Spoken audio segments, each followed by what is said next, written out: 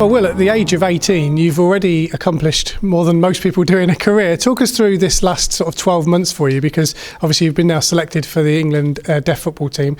A tremendous achievement. Talk us through how that makes you feel. Yeah, I'm absolutely honoured. It's just the thought, like being able to getting selected for the national team, is just it really gets to me. And I'm obviously excited for these upcoming camps. Yeah, it's just I can't wait to get that experience into me, and then I mean, I suppose it's a reward for how well you've done over the last 12 to 18 months, but not just here. Obviously, you've been playing football away from here as well, and I guess that gives you the opportunity to sort of develop your game. Yeah, definitely. Obviously, this scholarship has really helped me. Get to that stage, and obviously clubs around, local clubs that I used to play for as well. They obviously developed me as a player, and got me to that standard. And then that's the reason why I'm over here now. What was when you first learned of being called into the men's team at the age of 18? I'm guessing, was it your dad who told you? How did you find out? I received an email from the manager of the team, and it was an email. And as soon as I saw that email, I just burst into joy. Really, it was unbelievable. It was like a dream, really. Yeah, I mean, as I say, to be recognised at the age that you are is incredible, really, when you consider, obviously, not being belittling the side you play for, but obviously there are a lot of other talented players across this country. So you must feel, as you say, honoured and thrilled to be given the opportunity. Yeah, I'm definitely honoured. I've been getting selected at the age of 18. Obviously, can't get my hopes up too much, but it's got to keep that consistency going. But yeah, it's coming in at the age of 18. It's given me a lot of hope, for the future.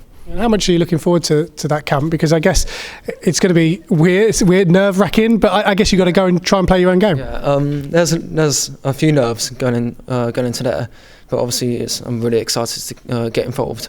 It's just the England staff and all the great players that are going to be around me. It's going to be fantastic. Can't wait for it. I guess your dad's proud. I guess your teammates are proud as well, because obviously they've helped you along. Yeah, they're all proud, really. But all of them, they're supporting me all the way. I've been involved with the FA pathway for about 7 years, and then it's finally led up to this moment. So yeah, it's fantastic. I guess for any player, regardless of what age group they play at, whether it's the first team, whether it's a deaf football team, if there's a clear pathway that shows that you can progress through the age groups, it gives you confidence so you can get to the stage you're at now. Yeah, I think that was the whole point of the pathway. Is to develop me as a player, but not also develop me as a player, as a person as well. And obviously, it's turned out to be a success.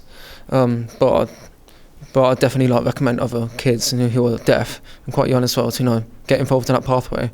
End up in the same situation as me. So I highly encourage that.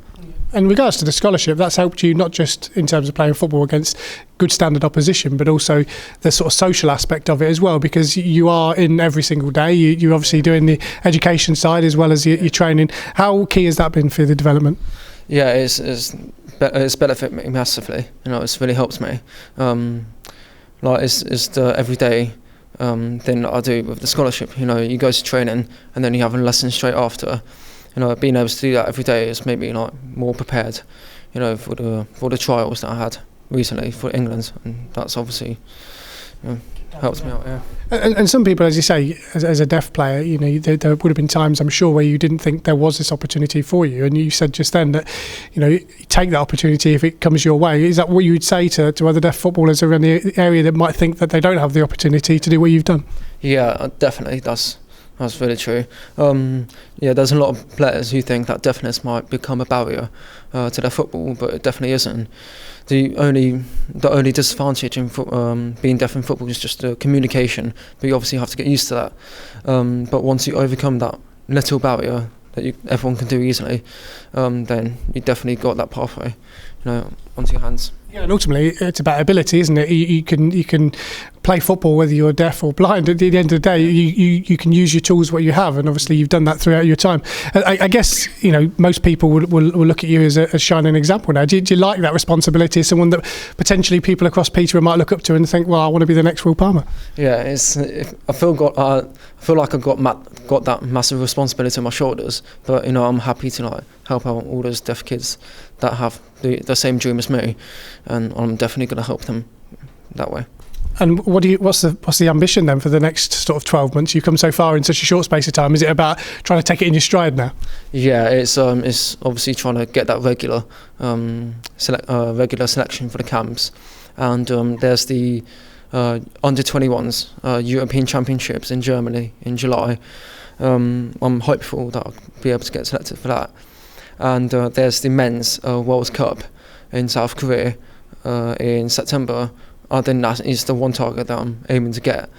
But obviously that doesn't become achieved by hard work and commitment, obviously. And for people that obviously don't know you as a player, you're a player obviously likes to get forward. You can play in a number of positions, I think. What's your favourite position? And if you were selling yourself, which is always hard as a player to say what you bring to the team, but what do you bring to the team? Yeah, well, also my favourite position is I'll say left wing or right wing. I think that's my favourite positions, but sometimes up front. But yeah, it's what I bring into the team. I think it's being able to feed the ball onto them on the wings, and being all that link-up play in the final third. That's what I'm always trying to do. Yeah, when you talk about communication and obviously adapting to that, I guess when you're a wide player, you're almost looking for a striker to read what you're wanting to do. I guess when you're playing up front, it's about making the run and hoping you sort of get spotted. Is that sort of things that you have had to adapt to your game if you play in different positions to learn that kind of the game as well? Yeah, well, back then when I was younger, I did find it quite hard to communicate with all the right winners and strikers, to be able to do that link-up play. But obviously, as time went by, I got used to it, and that communication hasn't become a barrier for me. And then, made it seem easy now. It's not as hard as it used to be now. Well, we're talking about Will Palmer obviously being selected for the England men's deaf football team. As someone who's known Will for quite some time in terms of the scholarship programme, how has his development taken place over the last few years? It's been great to see him for the past couple of seasons. Obviously, last year we just had the one team, and Will was a real big part of that. And this year we split off to A and B, and Will's a real key player in our A team. He had good pace and power from the right hand side. Contributes with a lot of goals and assists as well. Yeah. And Callum, obviously, Will's been playing football for a number of years now. Obviously, he's been part of the England pathway as well, up until where he is now. Your memories of Will in terms of how well he's done for you in the scholarship? Yeah, so obviously Will started with us in 2017 with the futsal and the futsal PDC in the academy. It was really good to see Will progress in futsal when it comes to the England deaf team, and now see him in the England futsal team and the A team. It's been a fantastic ride for Will. Yeah, Will's been talking about how important the scholarship has been for him in terms of not just playing football and training, but also the social aspect of it as well. And that's something that's really important for you as coaches, as part of the scholarship, is to give people the opportunity to grow, not just on the pitch, but off it as well. Yeah, I think a real key example of that is in a couple of weeks we go away to Holland on tour, so it's a good chance for the boys to team bond away from the pitch as well as play with each other on the pitch. But no, that's been for the A team especially, there's been a real good close-knit group, and that's shown on the pitch when the going's got tough in games as well. Yeah, and talking about him on the pitch, obviously he sort of says he can play from the right, can play from the left. He's played down the middle before as well. Obviously with his disability in terms of being deaf, obviously he's had to adapt communication-wise. How have the other players adapted to Will? Because obviously it's a two-way street.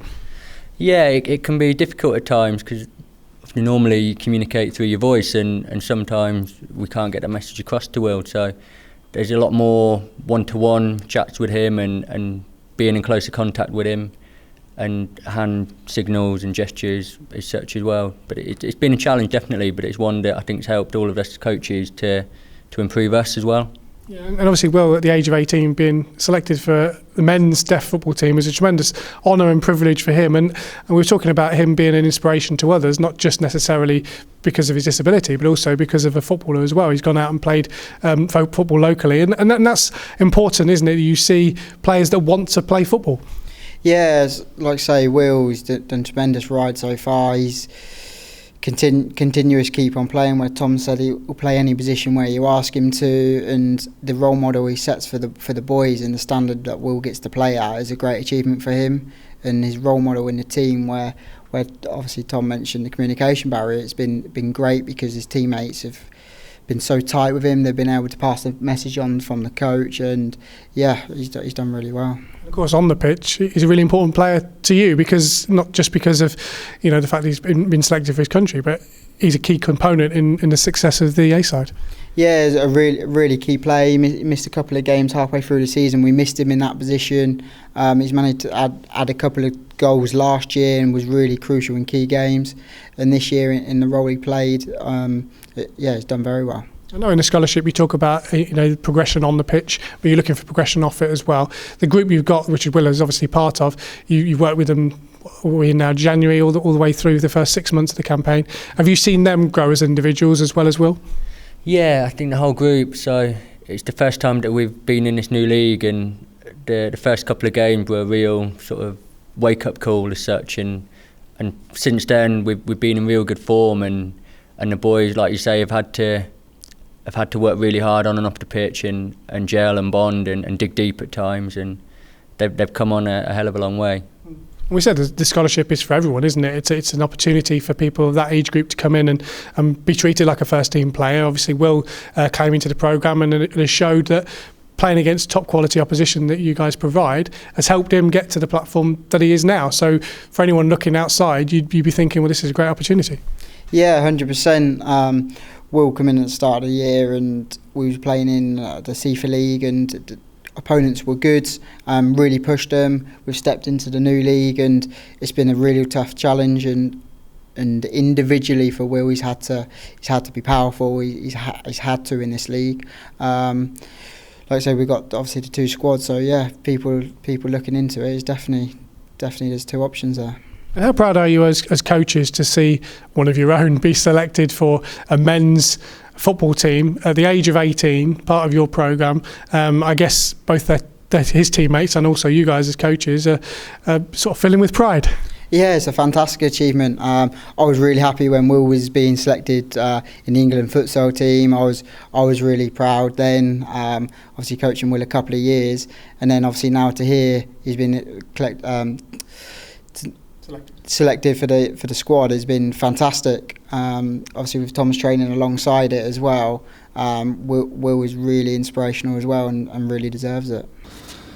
I'm looking forward to playing for the England deaf football team.